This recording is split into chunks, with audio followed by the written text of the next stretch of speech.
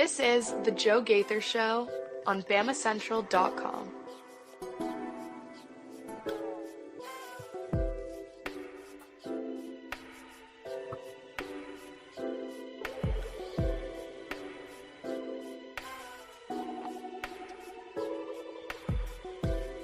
Good afternoon, Tuscaloosa.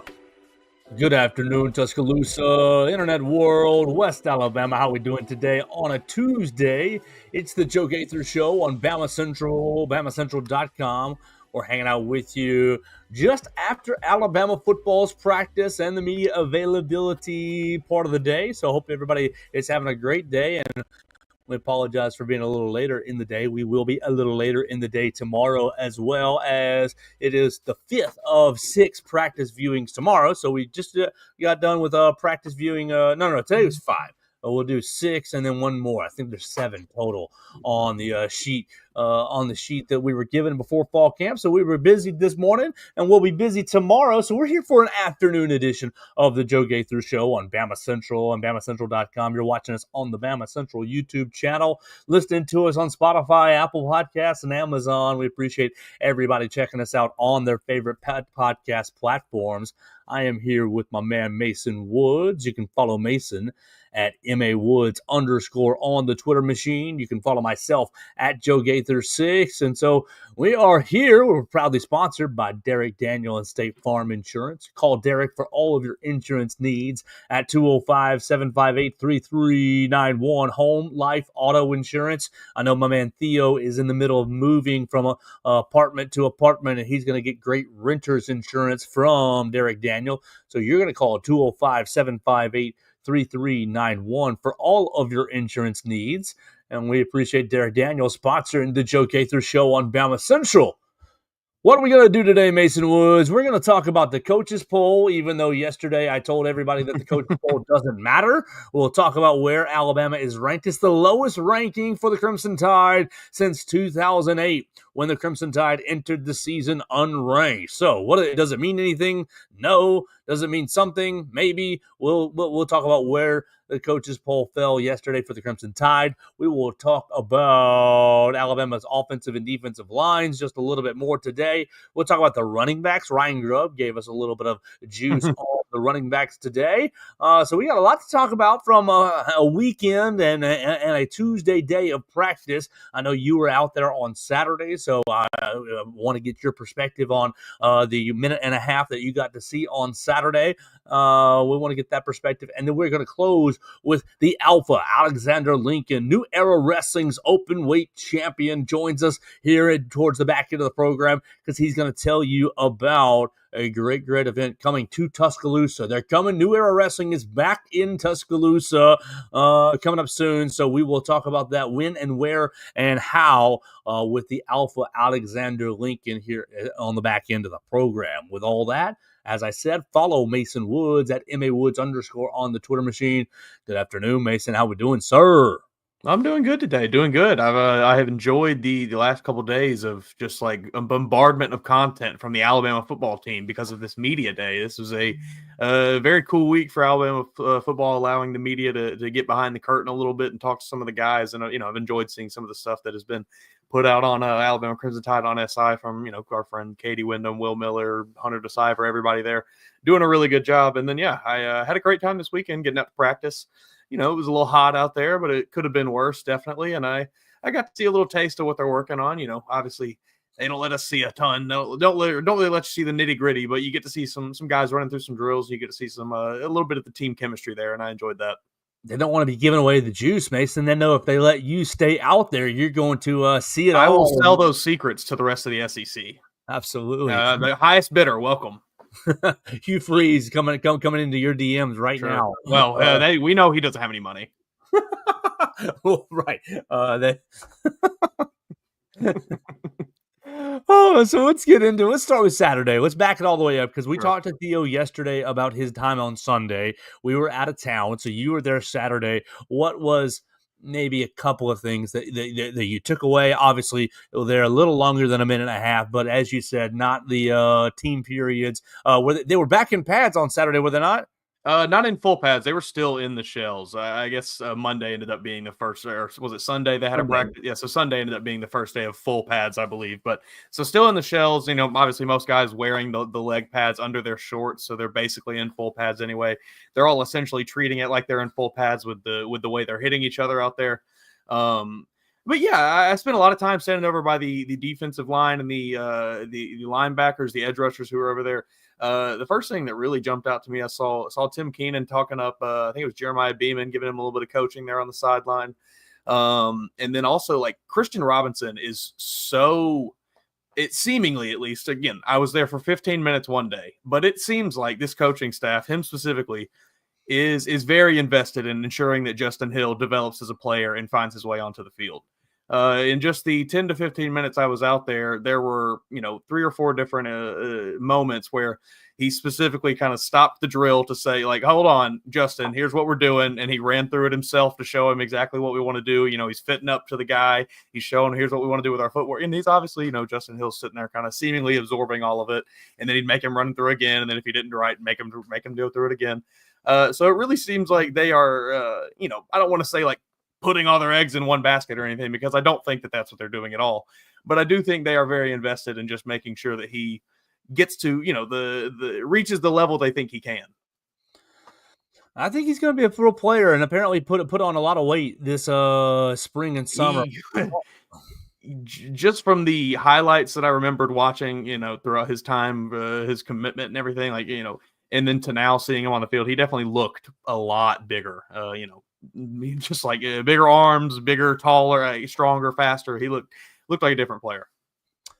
Yeah, so we're gonna really look forward to seeing him get on the field in the Wolf Room, seeing really how the Wolf Room shakes out. I've been out of town, Mason, for the last handful of days, and my dog Abby wants to be a part of the show because she misses me. So we're gonna have fun dealing with that. Hey, another thing I noticed, and this is nothing groundbreaking, but just to kind of continue to reiterate what we've already talked about a little bit, defensive line, like the hands are just so incredibly violent from every member of this defensive line room. Like the way that they fire off the ball and hit these sleds, it's really jarring. Like it makes you jump a little bit. They hit it so hard. You kind of have to see it to really get it, get it fully. But man, those guys I think that is going to be a dangerous unit. I sure hope so, because if you step up and have a strong defensive line room and unit, then it really makes things a lot easier on the linebackers. I think last year, unfortunately, you had Deontay Lawson and Jihad Campbell really battling through blocks and battling to, pick their spots. And maybe they took some risks last year in the run game. And if the defensive line is doing what they're supposed to be doing, that can make things easier on the linebackers. And so I'm hoping that they take a large step forward as a whole position room. And I think last year, going from the Saban system to the Womack system took just some time to maybe understand what was really being asked of them. Mm-hmm. Okay, so what do we want to get into today? I'm looking here at our videos. I was on the road back to Tuscaloosa, and we sent Hunter DeCiver, Will Miller, and Katie Tsoukalis to practice this morning. And then I got a lot of really great stuff on the YouTube channel. So if you're looking for the juice, it's right there on the BamaCentral YouTube channel. You can see 3 different perspectives of practice. I know they were standing in 3 different areas, and so really appreciate them doing that. I got there in time to hear from Ryan Grubb, so that was nice.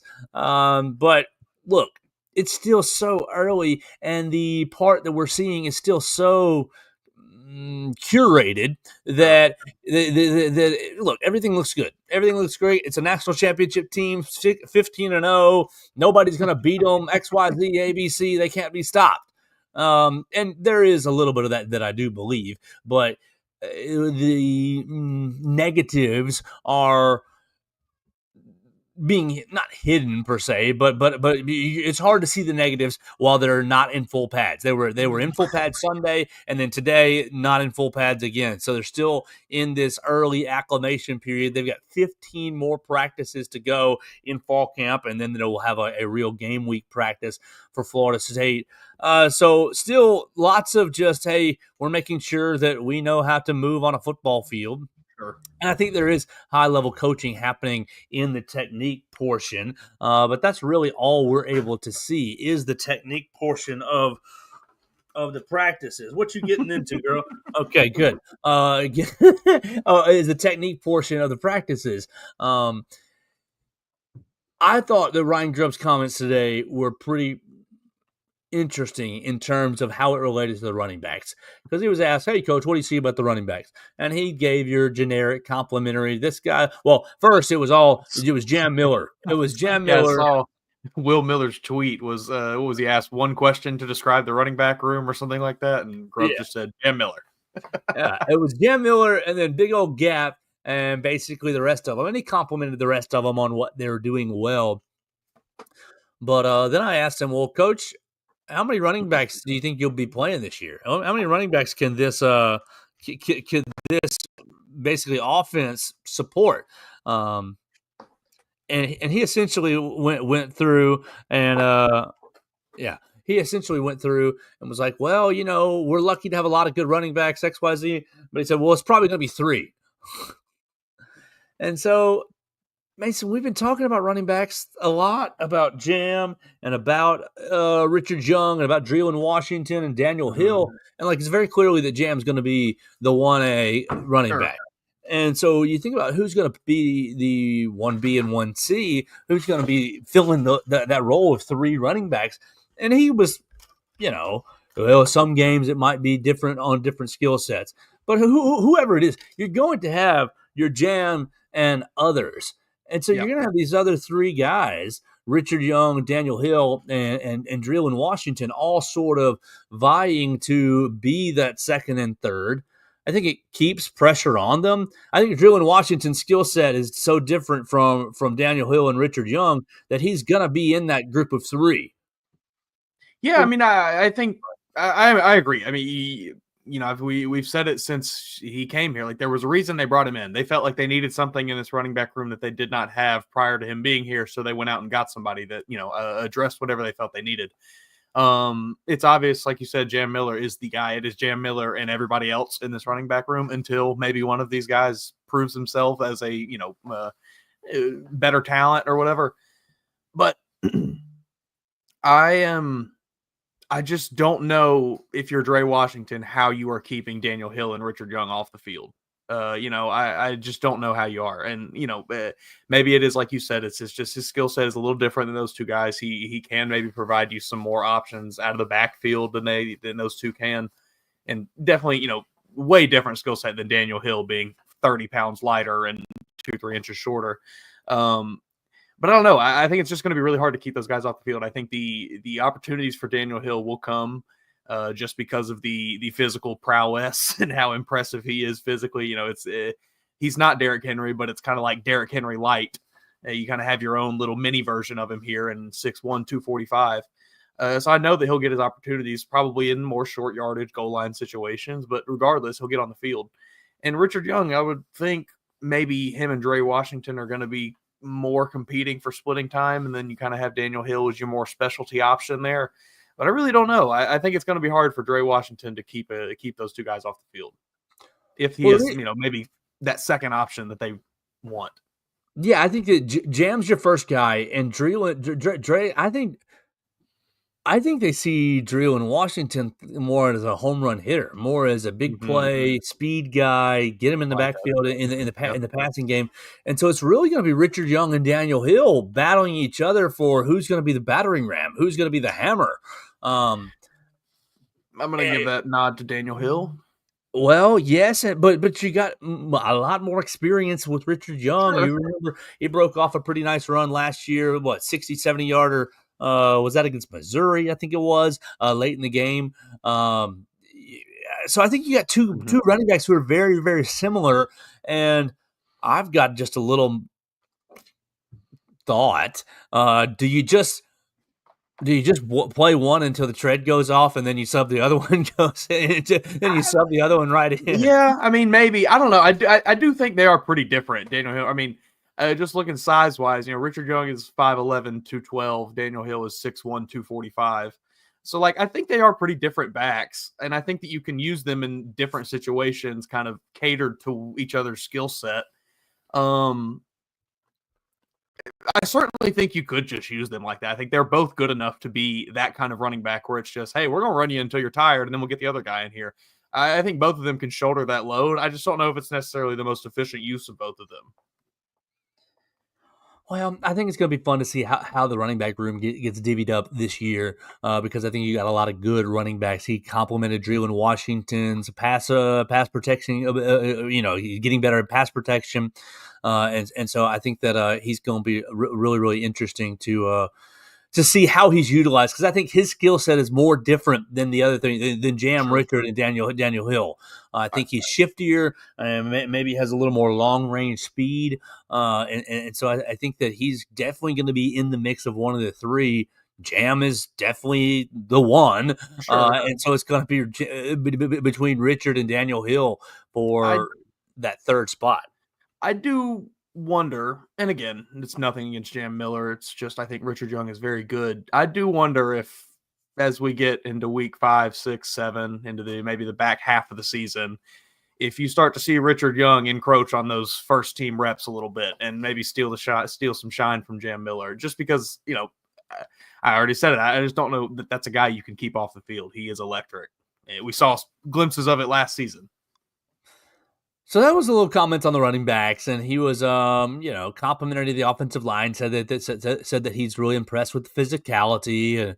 Complimentary to the quarterbacks. I mean, he didn't say anything bad about anybody, and why would they at this point? Why would they give anybody anything to like grip onto and turn into a story? But he said all the quarterbacks have been pretty consistent. He said it hasn't been huge upswings and downswings. They've been pretty consistent, which that makes it easier to game plan for. So I think the offense is in a good spot at the current moment.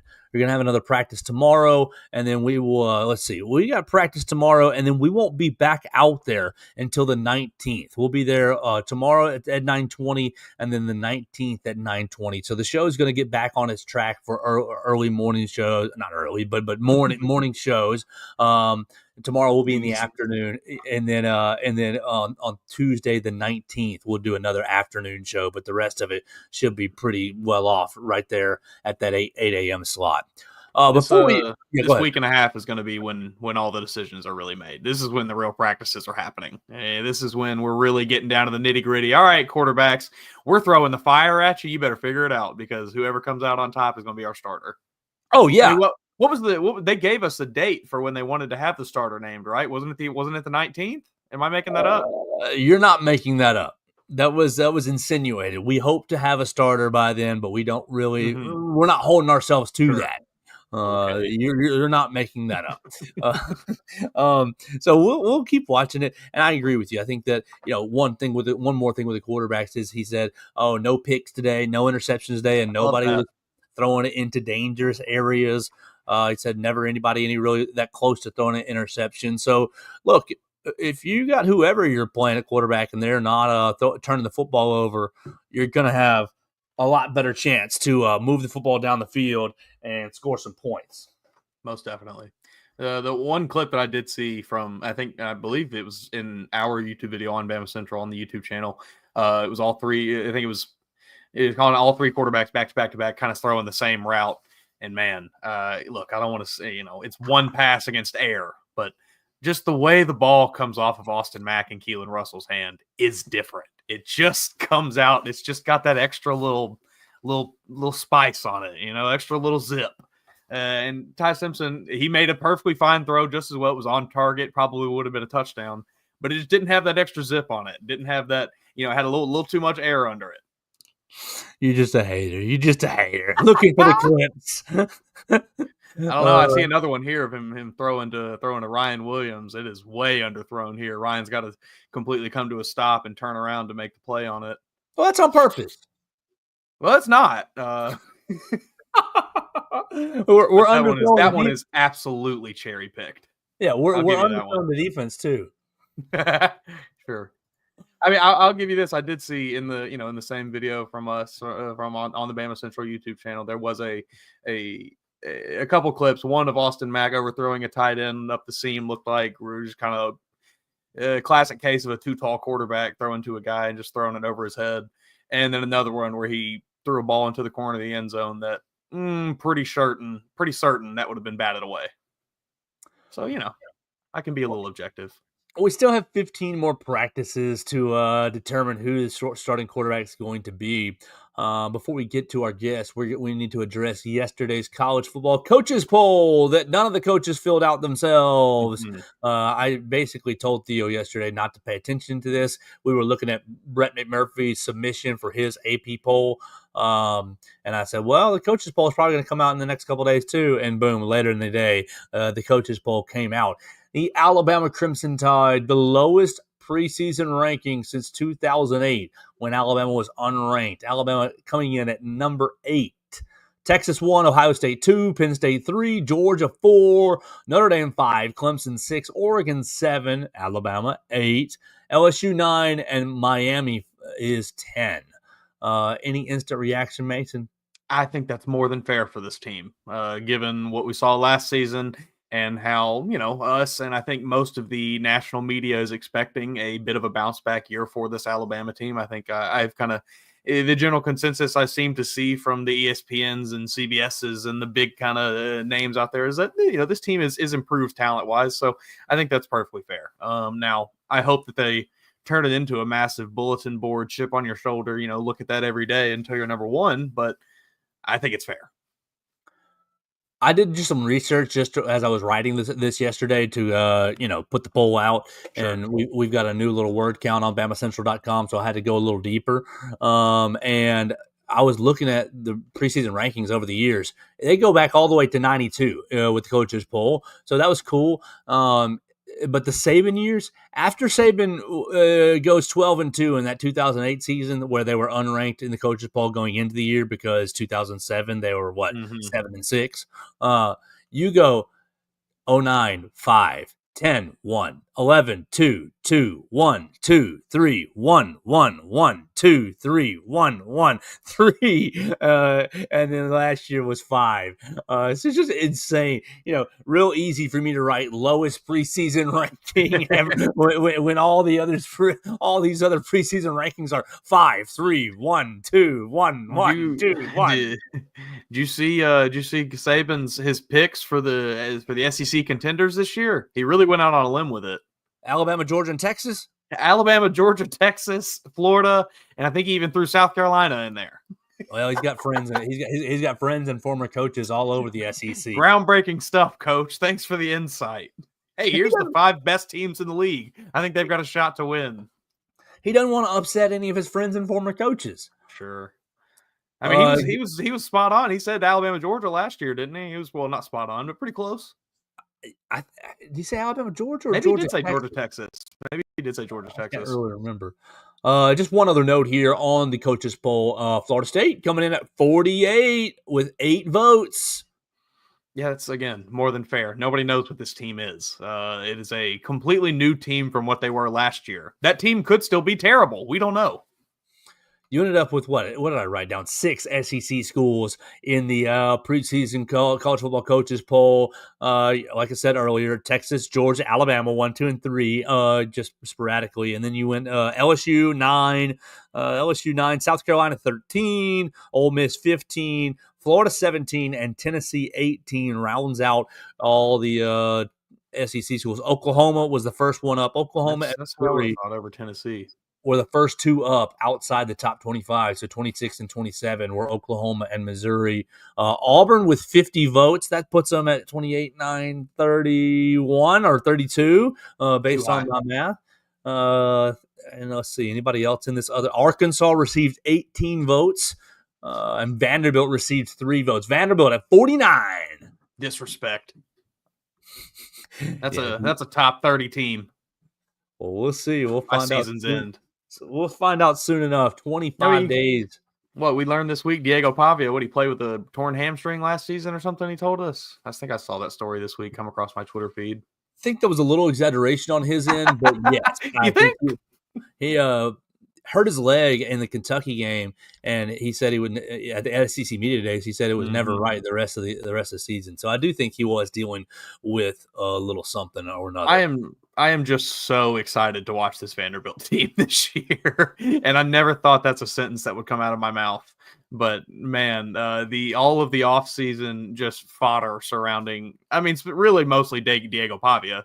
But really everything. I'm excited to see what they do. I sincerely hope that they can at least live up to a bit of the hype that they've kind of generated. Well, let's take a little pivot here because we've had a lot of fun and we haven't seen too much practice. It's only the 15 minutes or so per day. We'll be back out there tomorrow, but we want to recap. Look, I was in Jasper, Alabama for the Star Spangled Bash. Made my ring announcing debut. It was a lot of fun. Actually, it was a blast up there. So we saw a great card in Jasper, Alabama for the Star Spangled Bash. They will be back in Jasper, Alabama this Saturday, Swan Gym, for Turn Up the Heat. And I want to find out what in the world's going to go on. So we saw the champion, the Alpha Alexander Lincoln, take down the irredeemable Aiden Andrews. Aiden was helped out by Damian Seratone. So really, the Alpha had almost a handicap match. I mean, the ref did his best to hold everything together, but he defeated Aiden Andrews. So I want to find out what he's doing. But I also, I am beyond excited about New Era Wrestling coming back to Tuscaloosa in September. A special night in a special venue right before. Oh, I can't wait. So I don't want to spoil anything. Let's take a quick break and we'll welcome the Alpha Alexander Lincoln into the program to talk about what's next for him with the Openweight Championship and what's next for New Era Wrestling. Northport Lions Club and St. Mark Church present a free health fair in honor of Dr. Norman and Jean Carlson, Saturday, August 23rd, 8:30 till noon. That'll be in the St. Mark Family Life Center. Northport citizens can get free eye, hearing, and blood pressure screenings, diabetes testing, and more. Now, the first 100 people get a free biscuit, and free Domino's pizza slices will be served at 11, along with free snow cones and drinks from Buffalo Rock. Sponsors include Alabama Lions Psych, Ascent Audiology, DCEH Regional Medical Center, West Alabama Food Bank, Special Olympics, Northport Police Department, U of A Institute for Rural Health, the Alabama Department of Public Health, and others. A Northport Fire Department truck will be on site, and there will be lots of fun kids' activities. The Northport Lions St. Mark Health Fair. See you Saturday, August 23rd. You need length and girth in this league. That's so perfect. I'm watching a video right now of Hugh Freeze from this Netflix SEC football series, and he's talking to the whole team. He is talking directly to the seniors and veteran players, basically telling them, "I'm sorry that you're not going to get to see how good we turn into, like how good we get." Like what? What a weird message. He says, "I'm sorry that you're not going to get to experience the fullness of this program over the next few years." What does that even mean? You won't get to experience it either, Hugh Freeze. Let's just be honest. Buddy, like what are you talking? He says, "I have a text here from a linebacker, one of Auburn's senior linebackers, and it's, if we have to suffer to learn adversity this year or something like that, coach, I'm okay with it." Like, what? That's not real. He did not tell you that. Well, let's find out. You need length and girth in the SEC, but you also need length and girth if you're stepping into the wrestling ring. And we're going to try to do that this way right now with the Alpha Alexander Lincoln. He just defeated the irredeemable Aiden Andrews, and he's going to be back in action. Well, we'll find out if he's going to be back in action at Turn Up the Heat this Saturday. Swan Gym, New Era Wrestling is back at it in Jasper, Alabama for Turn Up the Heat. Good afternoon, Lincoln. Thank you so much for taking some of your time out of your busy training schedule and joining us today. Thank you, guys. Always love being here. It's been too long. man, fall camp schedule has got us all turned around. We left the Star Spangled Bash and went basically straight to Atlanta for the SEC Media Days, and we were jumping in at 4 or 5 days in a row, and I've just been head spinning ever since. So I'm really, really looking forward to Saturday, taking my feet, taking a little load off and enjoying Turn Up the Heat. Let's start right there before the big announcement of what's coming to Tuscaloosa. What is I see this Romeo and Mr. 1985, and I'm seeing all this long-time rivalry. And I've only been watching New Era Wrestling for about February, March or so. So I'm not familiar with any of this long-term rivalry stuff, any of this all-time greatest New Era Wrestling matches stuff. But apparently we're revisiting a classic rivalry this weekend in Jasper, Alabama. Yeah, that's right. So that was about the time, probably about I started training there when Romeo first came on the scene. And it was the first or second show I ever went to. It was a cage match between Romeo and Cody Wyndham. And they did a top rope Spanish fly. And I was like, wow, I didn't think you would see things like that around here. It was crazy. But Romeo is he's incredible. I think when you see him in person, you'll see what I'm talking about. He is an absolute animal. He has the total package. He's got the look. He's got the moves. I mean, he is a beast. His character, his entrance is great. You're really in for a special surprise. But he and Bubba had what many would say is the best rivalry, the most brutal or intense rivalry at New Era. I think that's probably true. If I'm not mistaken, the last time they wrestled, Bubba beat him with a hammerlock DDT, but he had pulled back the canvas and the padding off the mat. It was just the wood boards. It was intense, man. So I think you're in for a special treat with Romeo's coming back to town for sure. I don't understand why he's not on TV Monday nights or Friday night. I mean, we'll see what you think when you see him and see him work and see his whole deal. He's pretty popular. He comes up from Tampa, I believe, so he's worked all over Florida and all over, but he's really good. All right, so you got Romeo Corvedo and Mr. 1985 at Turn Up the Heat. But for the champion, we saw you take down the irredeemable Aiden Andrews in really a match that you were almost, cornered by the Dragon Syndicate. They brought out Damian Seratone. He tried to, smack you with his belt, and the ref, thankfully, one of the times the ref was actually paying attention, got you basically protected a little, just a touch, but you still had a huge fight on your hands, and you were able to come out victorious against the irredeemable Aiden Andrews. What's next for you? Will you be in action this week? Because it seems like you kind of taking care of a threat here with Aiden Andrews. Will you be in action, or will you just be watching, taking notes on potential next competitors in New Era Wrestling? No, I guess I'll give you you can have the scoop here. I think two Fridays ago at Pro South Wrestling in Piedmont, Pro South has a what's called members only, where you and they stream after the show for members only. The members only 2 weeks ago was a New Era gauntlet match to name the number one contender. It's available now on YouTube, on New Era's YouTube, so you can watch it. But I will give you the scoop. Saturday at Turn Up the Heat in that Swan Gym, I will be defending the New Era Open Championship against Sleazy C, Cade Newton. So I've not wrestled him before. We were number 1 and 2 in the Rumble this year, but I have not had a match with him before. So, and he's got that Vixen with him that comes out there. She's dangerous too. So everywhere I turn, it seems to be just constant peril. Outnumbered. I was, depending on who you ask, I was shoved down the steps prior to the last show, and still not all the way back from that. So, but at 41, I'm still ticking. I'm still ready to go, and I'll have my boots on and ready to rock and roll Saturday. Well, Caden's not anyone to mess with, so you're gonna have to No. watch out for Sleazy C, Caden Newton on Saturday. And turn up the heat this weekend, Jasper, Alabama at Swan Gym.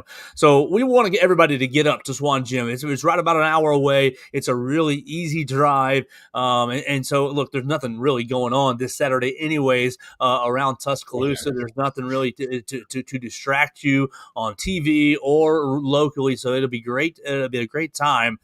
But really and truly, Alpha, I've been telling everybody I know about what's going to happen coming up here in Tuscaloosa. So I don't really want to spoil anything further. I've teased it a couple of times on the show. Why don't you tell everybody what's coming to Tuscaloosa with New Era Wrestling?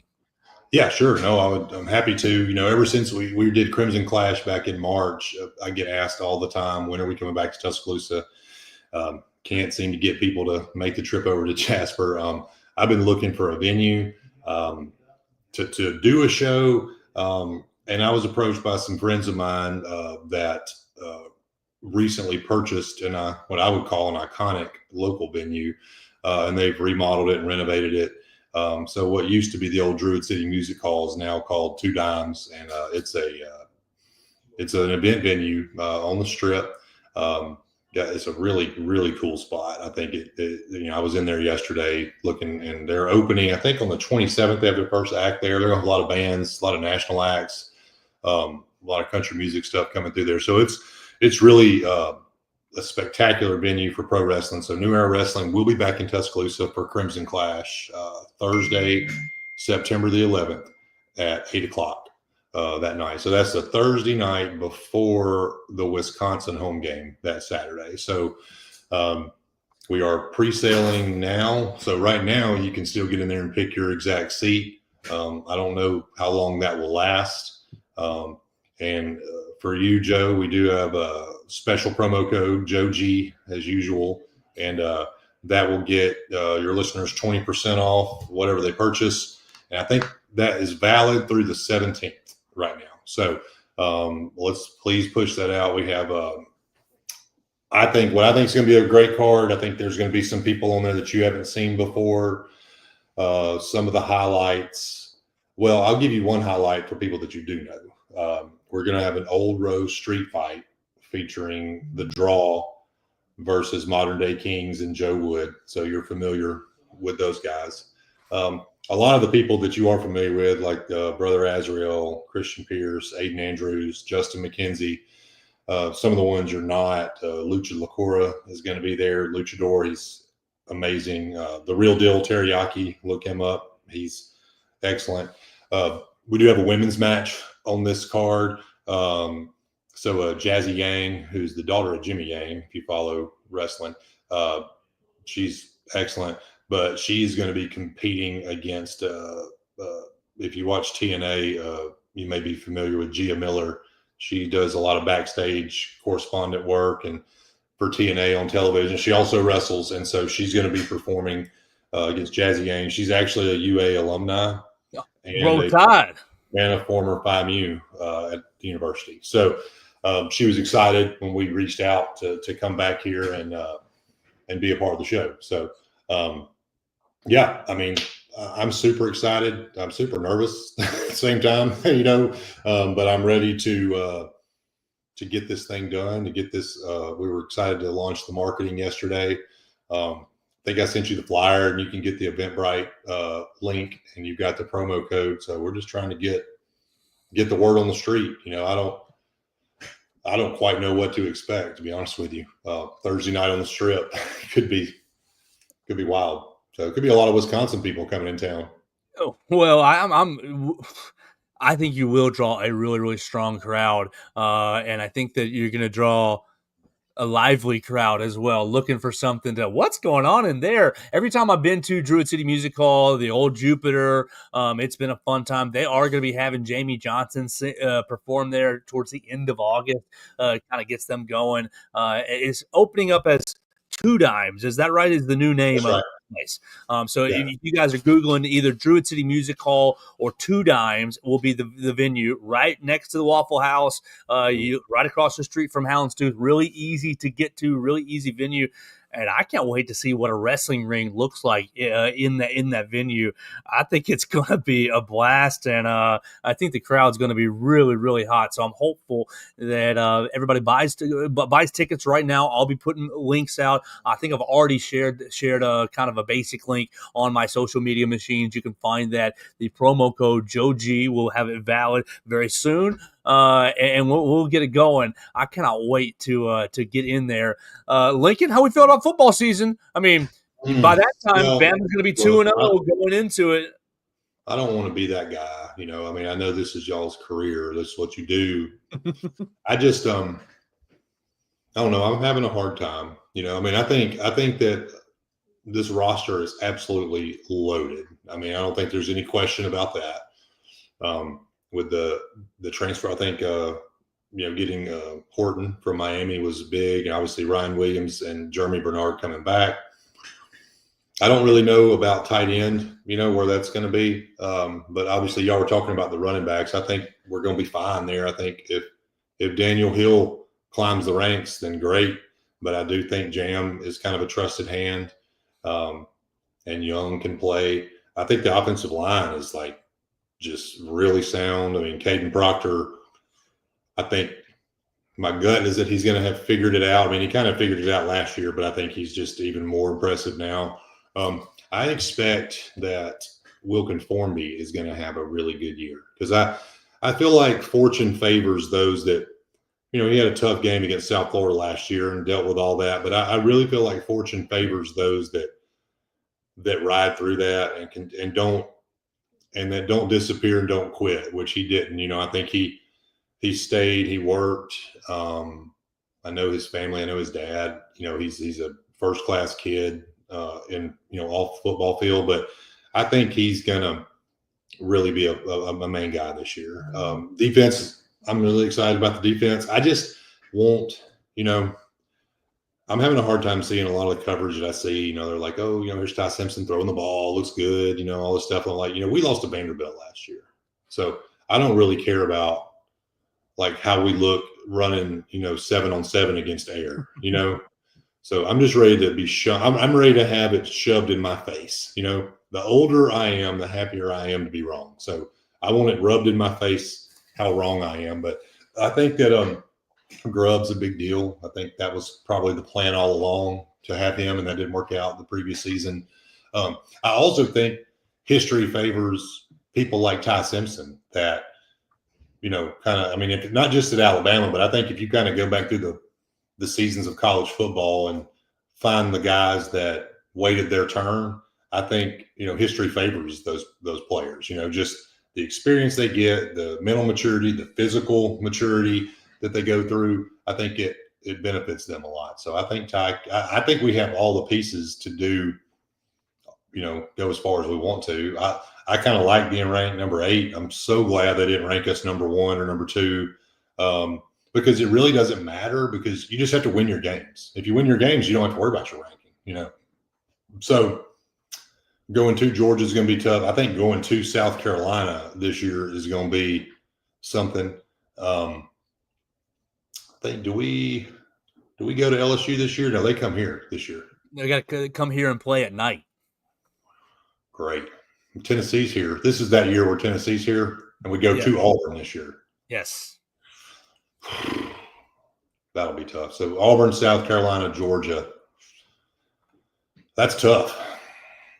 I think we have to win 2 of those, don't we? Probably. Yeah, you're going to want to come away with victories. And if you run the table, can you lose 2 of those games? I don't know. Maybe, we'll see. We almost got in last year after we disgraced ourselves at Oklahoma. So, anyways, I'm excited though. I mean, I love football. I'm excited to be doing a show the weekend of a home game, see how that goes. I want it to become a thing. I want to be able to do this and be a part of a football season, hopefully. So That would be such a blast. We need to, you need to teach somebody in New Era Wrestling the Wisconsin fight song. If I need to get up there and sing it to get everybody booing, we can make it happen. They got to play jump around. Exactly. If you get Wisconsin fans in there, you play jump around, that place will go nuts. Yeah. Well, you never know. There may be somebody from Wisconsin on our card that comes out sporting some Wisconsin gear, you know. It's going to be such a great time. September 11th, right there at 2 Dimes, the old Druid City Music Hall is going to be Crimson Clash. The card looks stacked, looks loaded. You can get tickets on Eventbrite. For this Saturday's event, Turn Up the Heat, right there in Jasper, Alabama. So put both these events on your calendar. This Saturday, August the 9th, Turn Up the Heat. You'll be able to see the Alpha Alexander Lincoln take on Sleazy C, Caden Uten for the Openweight Championship. And then we will see him on Thursday, a special Thursday show, September 11th, for Crimson Clash Part 2, right there on the Strip. So it's going to be a blast, and I cannot wait to be a part of it and to see it and just yell and enjoy some wrestling. Lincoln, man, I thank you so much for joining me. Thank you, guys. I appreciate it. And I'll see you Saturday, and I'll see you again on that Thursday. So yes, you will. It's going to be a blast. Thank you, sir. All right. Thanks, guys. Absolutely. Mason, what you think? A bunch of inebriated folks on the Strip? That's going to be perfect. That's exactly what I'm hoping to get out of that event. I know, I will be telling as many people as I can about it to try to get some folks there. So try to get some of my friends there also. It sounds awesome. Like, the one event they had here in Tuscaloosa was amazing. We had a great time. I've been to a couple of the ones there in Jasper. They're also extremely fun.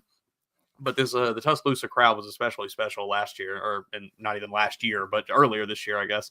Would love to see that again. And I'm sure with it being a home weekend down there right on the Strip, it's probably going to be even better. They say, now obviously it's subject to change, but they say they're going to put the ring in the pit of the Druid City Music Hall and have seating around it. So I think it's going to be pretty special. I'm looking here at the poster for it, and it looks great. Like whoever did it, we got the Alpha right there up front and center, as he should be. Poster looks great for the event.